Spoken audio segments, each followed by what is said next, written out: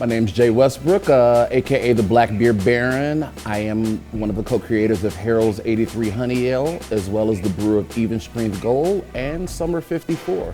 My first beer, aka what I like to call my Big Mac, was Harold's 83 Honey Ale. It's something that we were brewing prior to the pandemic. My co-collaborator Sam Ross came to me with an idea about showcasing a local North Lawndale apiary called Sweet Beginnings, who was using honey to basically re-assimilate ex-offenders back into society by teaching them, amongst other things, beekeeping. And we felt it was pertinent to use their honey to tell their stories via craft beer.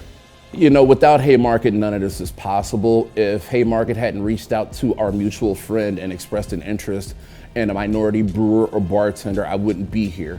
But even going forward from that, you know, Mike and the rest of the team, they've been incredibly, just helpful every step of the way. This is, akin to an internship, and just having them donate their time and their energies and be invested in my growth. It makes me feel, like there's nothing that can stop me at this point.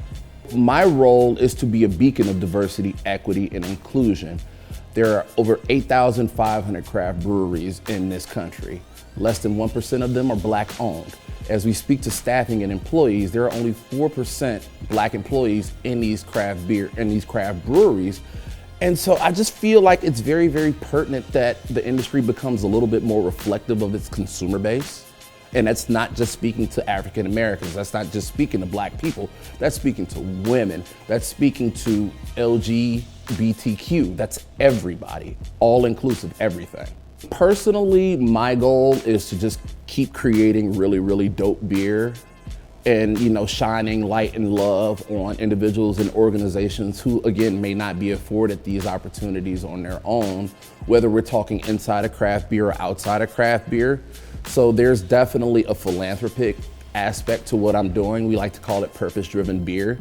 The most fascinating thing about craft beer is that literally anybody could wake up in the morning and make a beer. But if there's no purpose behind it, if there's no love and light shine on somebody who doesn't have that love and light shined on them, what are we really doing here? So it's definitely more of a charitable excursion on my part personally.